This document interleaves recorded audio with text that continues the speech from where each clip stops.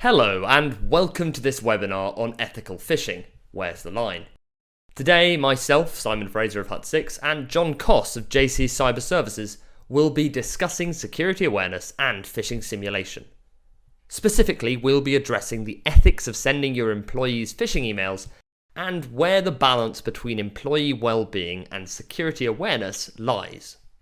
The reason why this is a very pertinent question is because we've seen campaigns miss the mark before, with hitting the headlines. For example, Chicago-based Tribune publishing parent company, the Chicago Tribune, told its recipients of its simulated attack that they would receive £5,000 to £10,000 in bonus payments.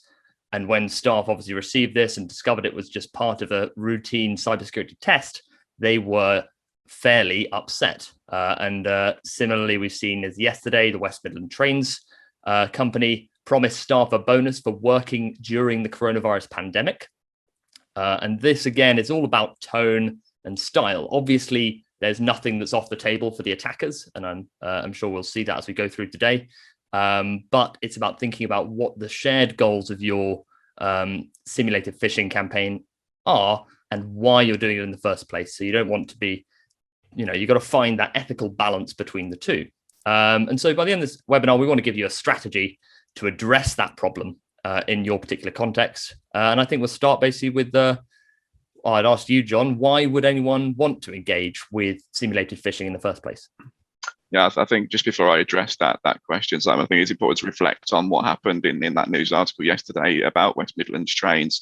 I think that phishing campaign fell way too close to the truth. I think it's okay to try and phish them up within real time, within something that's happening, but during a pandemic where we've all suffered majorly and saying, oh, we're going to give you bonuses if you've worked through that pandemic, I think that's way too close to the truth. There needs to be a barrier or even a fine line as to how close to the truth you go. I think reflecting on it and reading about how the campaign was done and what happened there, West Midlands Trains could have made it related to a more natural bonus instead of making it COVID related, which again is way too close to the truth, in my opinion. But reflecting back on the question that you asked, so why would people want to engage in simulated phishing?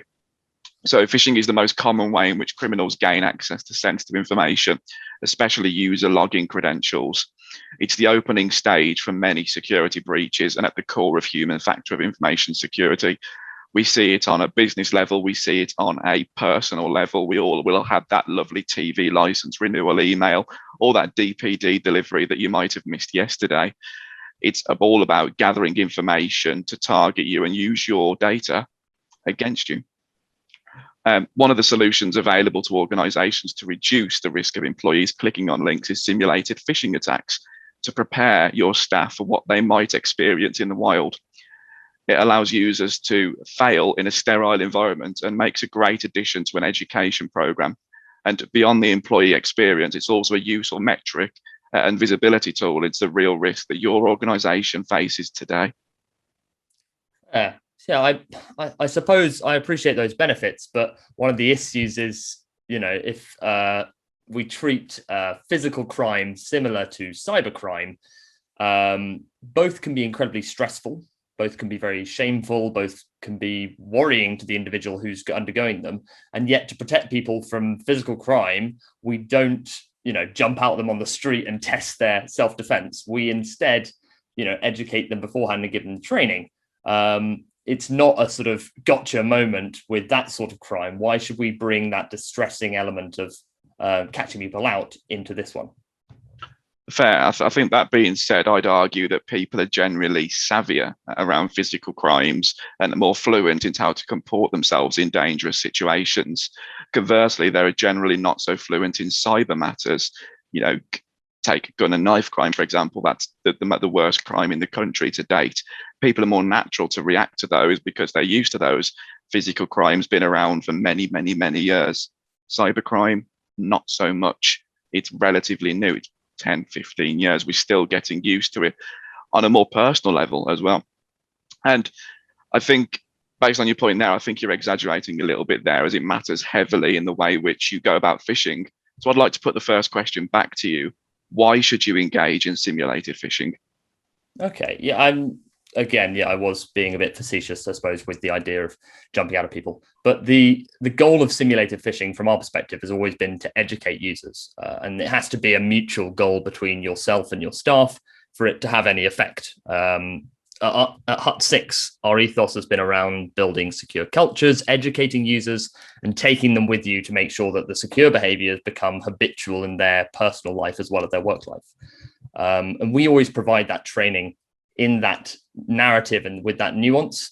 And ultimately, we understand that people are going to be an attack vector for malicious actors, and you need to do your best to make them aware of the cyber threats they face so they can choose to act correctly in the face of it. Going back to that example from West Midland Trains, again, it's about that tone and having it, in their interests that they are participating in this educational program rather than treating it as you become their adversary. So I think it's incredibly important if it's going to be a success, both sides need to want it to happen and want to get something out of it. Yeah, absolutely. So, okay, then for this exercise, why don't I represent the driven security professional trying to get the most rigorous security program enforced? And you play the employee first minded manager who puts well-being first, and then we can arrive at a synthesized goal. Absolutely. Yeah. Okay. I think that one of the best places to start is often talking to your staff about what they expect from the campaign. Measuring that expectation, understanding what it is in your specific case is really important so that you can meet their expectations, but also you don't miss the mark and forget about their well-being in the case. So I found a great study by Katrine Medjum done in 2015 on behalf of Deloitte. And in her thesis, she conducted many interviews to try and establish what those expectations are. So in the general case, she boiled these down into sort of 8 norms that we would look at from what people want out of a campaign. Number 1 was that employees shouldn't feel deceived. Number 2, it shouldn't damage the self-image of employees too much. On a similar one, it shouldn't be possible to trace those results back to the individual employee. It should overall be a positive experience, and it should create more support for the other awareness activities that you're undergoing. It should create lasting security awareness, so it should be a worthwhile exercise. It should be open and transparent, and it should have a high response rate. I can broadly agree with each of those, but to put my cynical hat on here, aren't we tying our own hands? When what we really want is an acid test. We want an exercise that resembles the real thing and doesn't just test an employee in a simulated feel-good experiment. Phishing is deceptive by its own nature, and if we try and preserve employee ego by avoiding those sensitive subjects, we just provide the attackers another attack vector that we're not willing to secure. Attackers don't care about employees' feelings. And furthermore, if breaches often occur from just one email address, why wouldn't we drill down results to individual employees? The final 4 I can agree with, but the first 4, not necessarily. Fair. The first 4 were focused especially on that positive experience, but we've got to remember that these are the expectations. So it's about matching the broader goals that you have for the campaign to those norms. And I think as well, when you've hired these people and you trust them to be part of your organization, they've signed up in some way to your vision and values as a company. So you may end up with a softer or harder program based upon your individual company. Interestingly, we put some of these norms to the audience in a survey before the webinar, and our audience tended to agree more with your harder line. I suppose our target audience is likely to be in that vein of, supporting security awareness. But there were some interesting questions that came out of it. And in terms of how people ranked it, you're absolutely right. The last 4 had much higher scores on average than the first 4, focusing on that lasting security awareness. However, there was that positive agreement across. One of the things that surprised me out the back of it was that many of our audience members didn't agree that that people should be informed up front, and we'll get to that as we go through the actual steps in setting up a campaign. I think most importantly, if we're trying to empower users to identify detect, report scams for you, you need to avoid deceiving them. You need to avoid confronting them up front with their failure, and focus on not causing feelings of anger or confusion with those sort of emotive examples like pensions, like bonuses, like COVID, avoiding those sensitive topics. Yeah, I think as a security professional, I wouldn't be doing my job if I couldn't drill down to a single employee on these phishing exercises to have a true visibility on our attack surface. The information would obviously be handled in such a way that disciplinary action was out of the scope, so as not to stress or to cause worry to employees. But that is just where I lie on the issue. I think it's important for clients to decide themselves. If they're a financial institution or a security company, they may wish to be whiter than white with their follow-ups. Yeah, I can see why you'd want to draw the line there. Within our solution, you can see individual performance, but we tend to leave it up to the client as well, to choose what they want to do.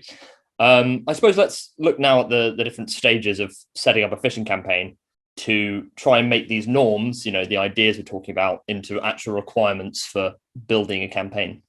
Okay, well, let's start with turning our norms into requirements for the campaign. So our first norm was positive feedback for employees when reporting a mimicked phishing attack. And the requirements on that would be to provide a simple one-click procedure for employees to report phishing. We should send them confirmations after reporting real and mimicked phishing. And I think we should display a direct feedback after an employee falls for a mimicked phishing attack. I think norm number 2, which is the mimicked attack, relatively easy to recognize. With those requirements, we should include many indicators to recognize simulating phishing attacks. And we should also provide learning material to cover those indicators that are included within that phishing attack. Norm number 3 is clear procedure to report phishing attacks. I think the requirement should be to communicate a procedure in all communications related to the simulated phishing attacks. And again, I think we need to provide that simple one-click procedure for employees to report phishing. Norm number 4, which is the quantifiable result of exercise. I think those requirements should be to measure the amount of clicks in various steps of the scenario. We should divide employees into different groups, focus groups, or whether that be based on their department. We should also compare the results with similar organizations where simulated phishing attacks is executed. And then we should compare other results with earlier exercises within our own organization. The next norm would be the realistic result of exercise. Those requirements should include the base scenario on real incoming phishing attacks. I don't think we should warn employees up front about the exercise. And I think we should ask those employees that may be aware of the campaign not to talk to other employees about the simulated attack that we're running. The next norm would be the interesting or appealing scenario. Those requirements would be to create a scenario that invites employees to click on that link, just like we saw with the West Midlands train example yesterday. And we should also involve people closely involved with target employees to decide on that scenario. And I think the final norm is that the many employees are selected to participate. And I think the requirements within that is to select all the employees that are not at risk or that are at risk of falling victim to phishing. And we should not offer an opt-out for employees because, after all, we're training them, we're educating them. Why should they be able to opt out of that? Okay, so then we've got a list there of requirements that focus specifically on building security awareness, and haven't really taken into account the employee well-being. That's mostly about getting a worthwhile, quantifiable and measurable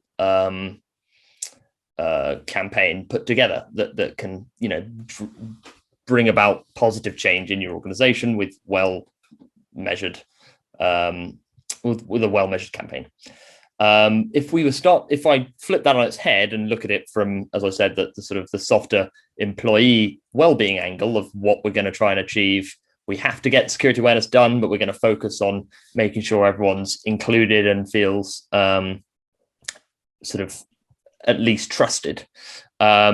The norm we're looking there is no feelings of deception. The requirement that follows would be to inform employees as fully as possible so that they are part of the education procedure, and they can understand, the nature, motivation of the exercise, and how it's going to sort of play out. Again, all of these will be on a sort of scale of how far you want to take it. I'm going to take it to the extreme first so that we can then sort of dial back to reach a synthesis. So access to training materials beforehand, it's important that people feel adequately prepared for what you're throwing at them. They're not cybersecurity professionals in general. They're just, and they can see security as not being part of their job. And if they're not adequately trained, it can feel unfair. The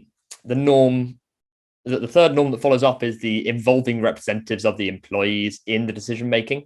This is an interesting one, and I think it can be used to, build a working council to try and identify what sort of attacks people will fall for and what they'd find upsetting. The fourth norm, making it impossible to trace back to individual employees. I know that you were very against that, but the idea behind this one is to anonymize email addresses after sending. You don't store any information that they submit, and you're always using groups of 10 or bigger. That way you protect the individual's identity. They don't feel stressed or worried that they're going to be the odd one out, the sort of the black sheep. And that way you therefore sort of, in the system itself, in the requirements, make sure that they can't feel singled out from step one. I know that goes against what you were saying, but we'll reach that later.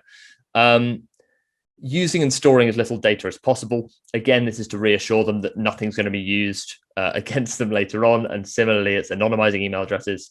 Don't store any of the data that they enter in the simulated attack, and minimize any data you pass between yourself and processors. Ask consent of employees in an anonymous way. So another, part of what we talked about with employee well-being was to try and make it an optional or positive experience for them to join in. So they have to make a choice to be like, right, I'm going to go and join the phishing campaign for the company. And this is very alien, I think, when we're talking about security, to be right, who wants to be a part of this? It's all very compliant and compulsory, driven by compulsory edicts. But part of that could be, you could, if you were going for the most employee focused one, it would be to ask employees to indicate if they want to participate, and don't try and discover who hasn't tried to participate. Finally, the positive experience for employees. The difficulty of the attack should match the user's abilities. They don't feel unfairly tested. It should reward the correct reactions. So if someone successfully reports it, you should give a positive message of well done and thank you for your help. And in the debriefing afterwards, so on the spot training, if you're thinking about your employees' well-being, you could delay that so it's not on the spot. So there's no, so you're causing minimal harm essentially. And you just display a benign message which doesn't raise suspicion, but lets the sort of campaign come to a close, and then you can address it with a positive. This was part of it, and how we went about it and where it went forward, rather than having that painful moment of the login screen dissolving into a training saying you were caught out.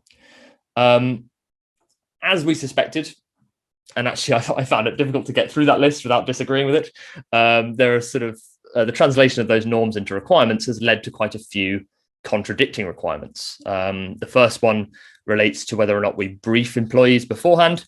The second is whether we should be offering an opt-out. The third is whether we debrief with them. And the final requirements are all linked to the difficulty of the attack. So I suppose we can talk about those four now and have a debate on how to settle them, because we were agreed on the others, but the four that came out was whether we should be warning employees up front about the exercise, or whether we should whether we should be not warning them and giving them no sort of idea of when it's going to happen and just spring it on them. The second one is going to be whether or not we offer an opt-out for employees and say, right, you don't have to participate if you don't want to, or whether we make it compulsory. The third is whether we display direct feedback after an employee falls for the mimicked attack, or whether we leave it and give a positive message afterwards and raise no suspicion. And fourthly, how many indicators should we be including? What sort of difficulty level should we set? Should it be match the user, or should it be matched to the external threat landscape? So focusing on those four crucial ones, I think let's try and synthesize and have a debate to and fro about those issues. So starting with pre-communications, You were of the opinion, don't? Yeah, putting my cyber criminal hat Okay. on. Yeah.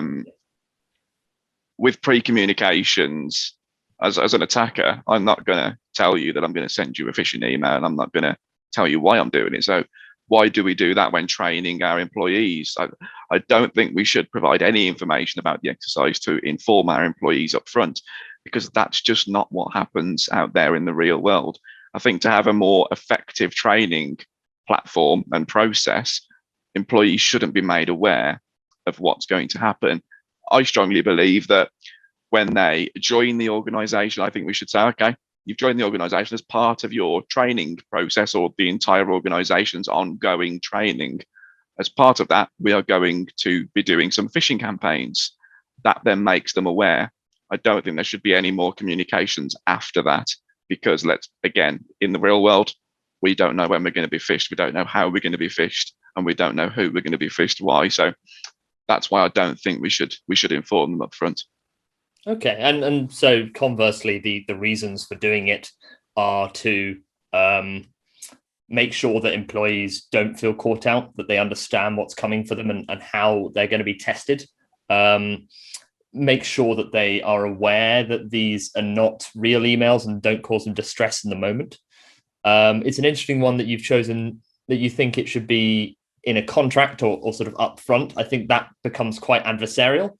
The moment you're relying on your employment contracts to, work day to day with your staff, I think that's a worrying message to send to them, to say, oh no, we had this in your contract, you agreed to it. I think is a bad message. I think if you can handle the pre-coms, I think the synthesis that going forward is to handle it upfront, but far enough in advance that you satisfy that lack of preparedness.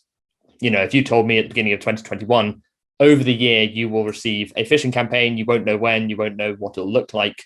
But we're going to be doing this as part of an initiative to raise awareness, and it'll be gamified. And if you correctly identify it, you'll be either rewarded or there'll be a giveaway or some sort of like other sort of gamified, slightly more pleasant tone to it. I think there is value in pre-communication so that people understand what's expected of them. Because more often than not, if you tell them that, they will either rise to the occasion and be more alert in those coming months to try and that's ultimately what we're trying to do, right? Is have them thinking, is this a phishing email when they open an email? Have them being suspicious.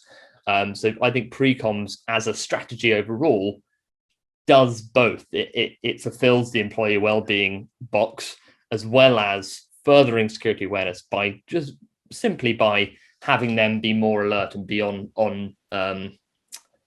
high alert, basically, to sort of say, right, there is an awareness campaign coming. I don't want to make a fool of myself. But having told them, they're not going to feel caught out in the way that they would have if they had no idea that your organization was running phishing campaigns. Yeah, I think I agree there. I think I was a bit too harsh by saying we need to agree from the minute they walk through the company doors. I think let's, moving forwards then, as part of informing them up front, have maybe an annual email that goes out to say, this is the training program that we have. As part of that training program, you're going to be phished X amount of times throughout the year. I think I can agree on that. Yeah. So the next conflicting requirement with whether or not we should be debriefing. So immediately after the attack, are you delivering on-the-spot training, or are you leaving it and sort of assessing how the campaign's gone and then giving positive or negative feedback as required? Sure. I think we might have missed the second one, which was the opt-in, opt-out. Oh, yeah. Good point. Yeah, we did start with that. My apologies. So with the opt-in, opt-out, this is about whether or not people are going to partake in the exercise in the first place. As I'm sure, I know you take away, Tom. Yeah, absolutely. Again, putting my cyber criminal hat on, as I do what seems to be more so often these days, I don't think we should allow employees to opt out, because again, in the real world, you can't opt out from an attacker scamming you. It just doesn't happen. So why do we allow the employees to do that? Maybe putting my more employee-friendly hat on, I'm not doing myself any favors in this argument, but giving you some tips here is maybe we have a vigorous training resume and maybe a not so vigorous training process, and we let employees choose which one. But I think overall, I don't think employees should be allowed to opt out, because we can't do that in the real world. Yep, I think so. I mean, this one I'm going to loosely defend, as I don't really believe what I'm saying. But from an employee well-being perspective, there is the argument to be made that if someone opts into something, then it's going to have a bigger impact, and it's going to be a positive choice that they've decided, right, I'm going to have a go at this phishing exercise and see how it goes. I think that's a bit fanciful. And I think that we can reach that positive experience by, if you make it an opt-out, there's no reason why when the person opts out, you can't follow up, as you said, with other training or with other, exercises. Right. If they're not going to be part of the phishing campaign, then they're either a concern for your security, and you need to think, right, this is just them red flagging themselves as someone who doesn't think it's important, and therefore you need to focus other activities on them, whether it be a workshop or a conversation with their line manager, or not that it would be disciplinary, but in terms of just focusing on why they've done that. But it's a good way, I think, to build yourself some cyber advocates. So some people who are supportive of your campaign if you make it opt-in. But again, I agree with you. I think it should be compulsory. If you're going to be doing training compulsorily, then you need to be doing phishing as well, to measure the efficacy of your phishing tutorials and to measure the way in which people respond to phishing attacks, and keeping them on their toes. And better that they fail in a sterile environment than that they fail in the real one. So I'd agree with you. The synthesis that we could recommend to do it ethically would be to include an opt-out, like you would in a marketing email, or someone can opt out of their second campaign if they don't think it is. But then you need to have some sort of remedial action to follow up, to make sure that they're not left behind on the security awareness journey, to discover their reasons why they don't want to do it, and have that conversation. And that can only lead to more informed employees and a better security awareness culture. Absolutely. I agree with you there. So the next one, which I skipped ahead to, was the debrief. Should we be doing on-the-spot training? What do you think? I think so. I think if an employee clicks on a link and falls for a phishing attack, I think they should be provided with direct feedback, to say that you've just clicked on the link, you've just fell for this. This is what you fell for, and then provide them with a sort of on-the-spot training, 2 to 3 minutes, no more, to advertise or advise them on what they should do moving forwards. I think it's important so they can reflect on it and go, I've just fell for this, I need to learn from it. And I think by providing the training on the spot, they tend to soak in the information a lot quicker and a lot better than they would if they were to be trained or debriefed 2 months down the line. Absolutely. I think the argument from employee wellbeing here is again a weak one. I think once again it's likely that the security awareness advocate will win on this one. We'll keep a score tally at the end. But the idea from the employee wellbeing perspective is that the moment you're going to cause the most harm in someone's stress or headspace or well-being is in that moment where you've caught them out. And whether or not it'd be a softer blow a couple of days later, if they hadn't, if you then reveal it then, that's up for debate. But the idea behind the employee wellbeing perspective is to say, right, we need to make our debriefs as positive as possible. And I think the important takeaway there is that it is a well-phrased message that, for example, it provides reassurance that they haven't really been phished. It mentions that it's anonymous. It mentions the goals of the exercise, why we're doing the whole thing in the first place. It gives you information on how to avoid being phished, and it gives them information in case they want to follow up with a question. I think those 5 components of the follow-up debrief are essential if you're going to have a dialogue of respect between you and your fishies. So yeah, I think the one we can both agree on there is to do the direct debriefing, and again measure that tone and make sure that it's appropriate and reassures people that you have shared goals, that you have the same wants and needs from the exercise. I agree with you there as well. Cool. And finally, the difficulty. So